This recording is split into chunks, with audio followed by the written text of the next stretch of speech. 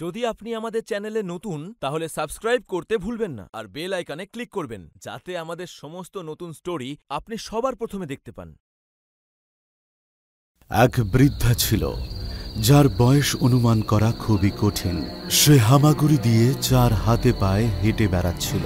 তখন একটা লোক বাইকে করে তার পাশ দিয়ে যাচ্ছিল। আরে ঠাকুমা, তোমায় দেখে তো খারাপ লাগছে আমার। তুমি কোথায় যাবে? পৌঁছে দিচ্ছি। বৃদ্ধা ঘাড় তুলে তাকালো এবং ছেলেটির দিকে লোলুপ দৃষ্টিতে তাকিয়ে ওর উপর ঝাঁপিয়ে পড়ল। মোহিত আর রাহুল নিজের কেবিনে বসে নিজেরা কাজ করছিল, কিন্তু ওদের সামনের কেবিন, যেটা সব সময় খালি পড়ে থাকত, সেখানে একটা খুব সুন্দরী মেয়ে এসে বসল। ও কারোর সাথেই কোনো কথা না বলে নিজের কাজ শুরু করে দিয়েছিল। রাহুল আর মোহিত দুজনেই ওই মেয়েটির দিকে তাকাচ্ছিল, মানে দুজনেই আর চোখে মেয়েটিকে দেখেই চলেছিল।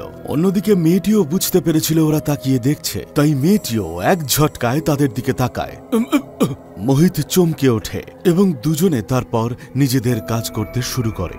মেয়েটি দেখতে পেল রাহুলের হাতের আঙুলের পাশে একটা কালো দাগ রয়েছে। চোখাচোখি হতেই আবারও হাসলো এবং নিজের কাজ করতে শুরু করলো। তখনই স্টাফের একজন লোক, যার নাম ছিল রনিত, সে মেয়েটির কাছে গেল এবং মনিটরের দিকে তাকিয়ে রইল।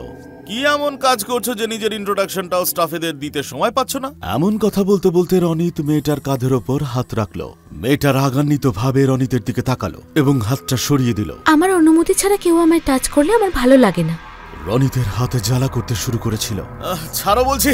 ও অন্য হাত দিয়ে সেই হাতটা ধরে বাথরুমে গেল ধোয়ার জন্য। ও চুলকোতে চুলকোতে হাতটা লাল করে ফেলেছিল, যেন মনে হচ্ছিল আগুনে পুড়ে গেছে।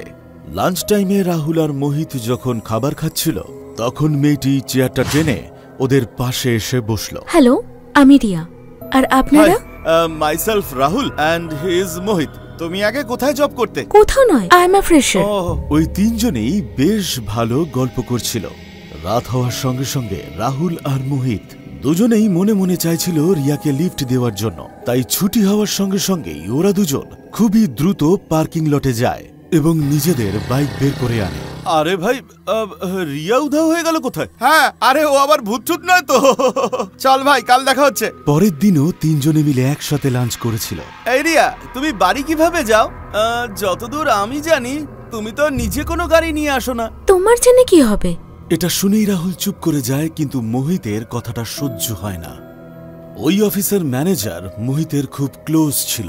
মোহিত ওনার সাহায্যে গোপনে রিয়ার জয়নিং ফাইলটা খুলে দেখে। এই তো রিয়ার অ্যাড্রেস পেয়ে গেছি।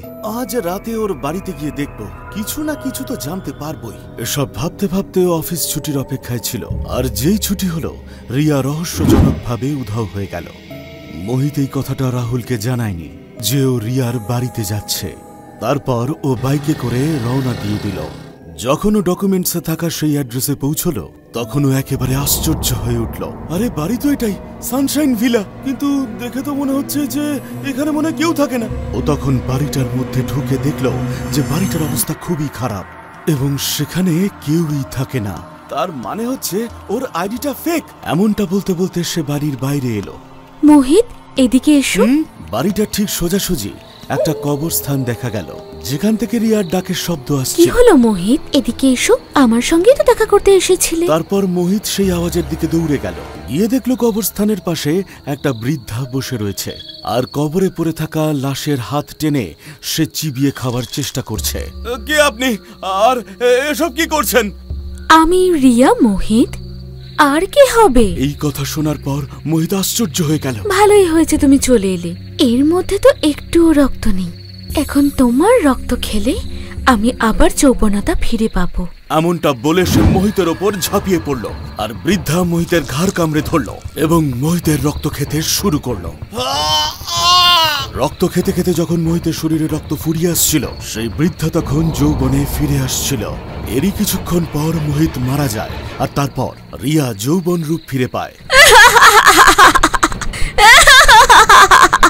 পরের দিন অফিসে মোহিত যখন যায়নি তখন রাহুল ওকে ফোন করলো, কিন্তু মোহিত কিছুতেই ফোন ধরল না। তখনই রিয়া মোহিতের চেয়ার সরিয়ে রাহুলকে বলল, কি হয়েছে রাহুল? আজ খুব টেনশনে আছো মনে হচ্ছে। বুঝতে পারছি না মোহিত আজ কেন জবে এলো না। ও আসেনি তো কি হয়েছে, আমি তো এসেছি। দুজনে একে অপরের দিকে কিছুক্ষণ চেয়ে থাকার পর দুজনেই কথা বলতে শুরু করলো। গল্প করতে করতে রাহুল জিজ্ঞাসা করলো, রিয়া, অফিসের পর দুজনে কোথাও খেতে যাই, চলো না। আমি বাইরে খাবার খাই না।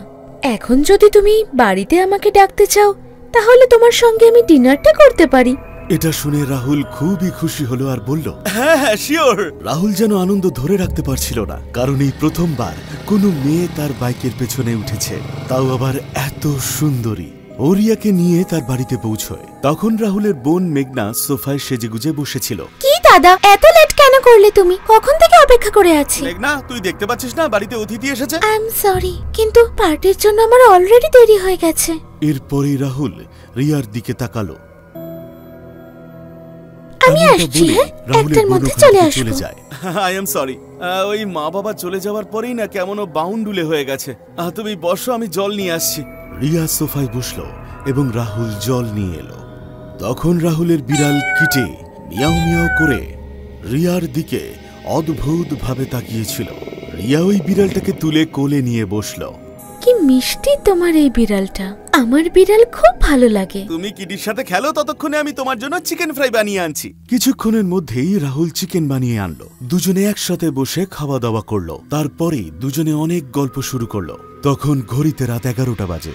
প্রিয়া, বলছি তোমার বাড়িটা কোথায়? যদি চাও তাহলে তোমাকে পৌঁছে দিয়ে আসতে পারি। আমি ভেবেছিলাম তুমি আজ রাতটা আমায় থেকে যেতে বল, কিন্তু চলে যেতে যখন বলছো ঠিক আছে। না না সরি, আমি তোমাকে থাকার কথা বলতাম, যদি তুমি খারাপ কিছু মনে করো তাই আর বলিনি।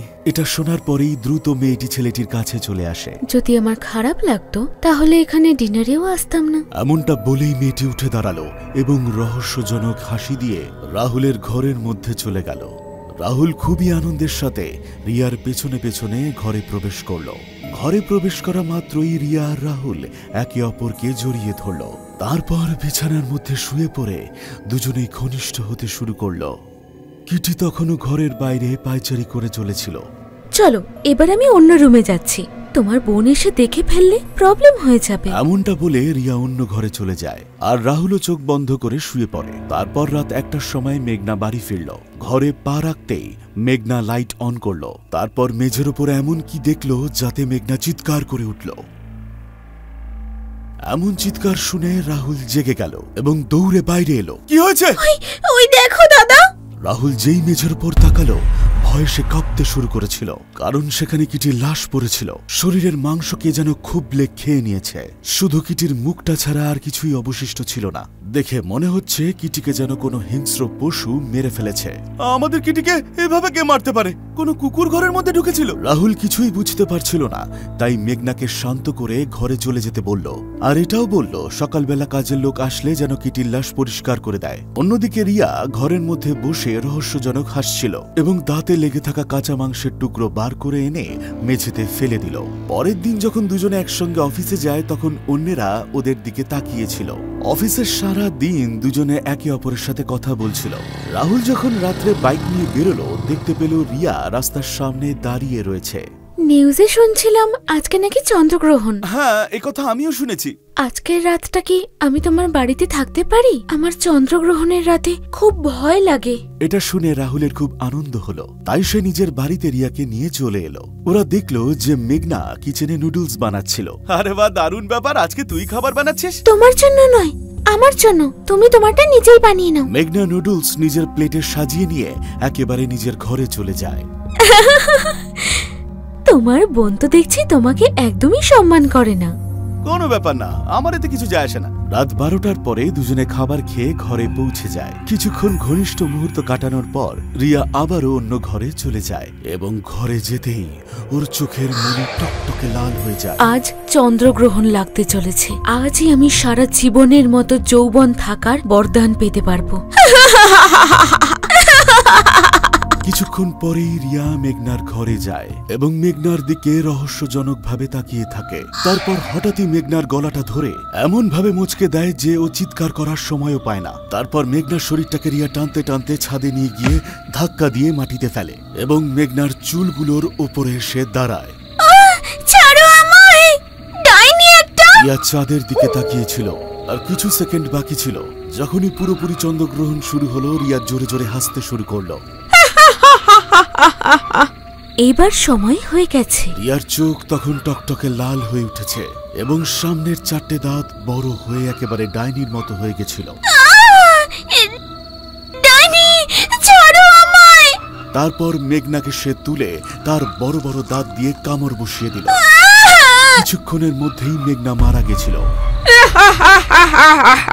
এবার আমি সারা জীবনের মতো যৌবন থাকব।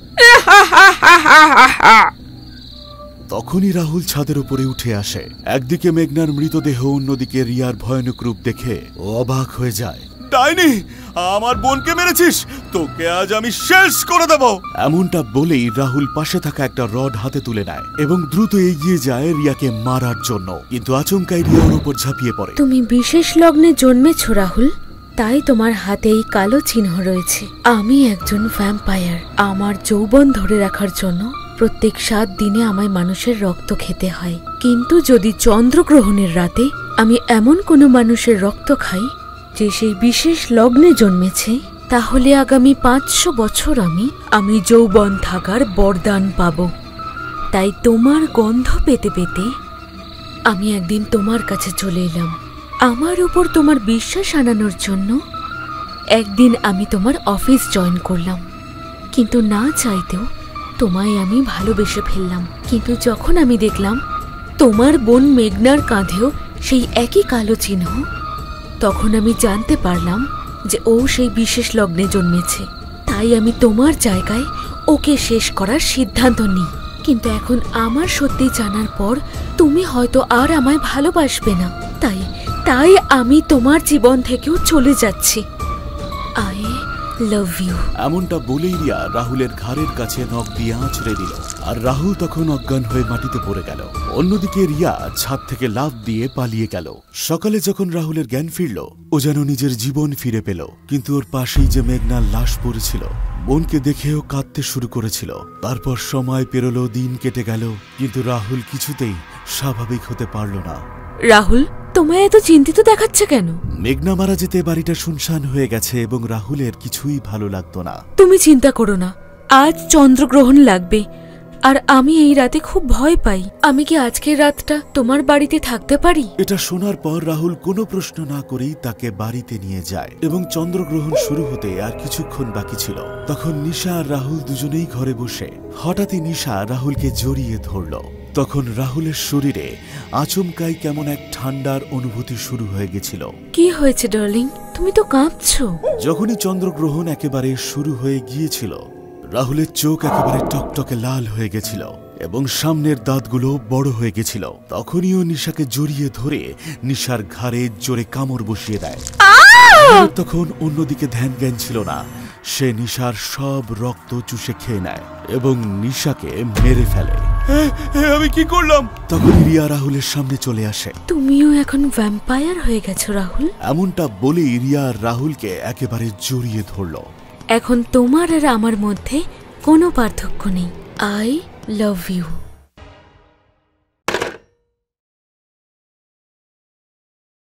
যদি আপনি আমাদের চ্যানেলে নতুন, তাহলে সাবস্ক্রাইব করতে ভুলবেন না আর বেল আইকনে ক্লিক করবেন, যাতে আমাদের সমস্ত নতুন স্টোরি আপনি সবার প্রথমে দেখতে পান।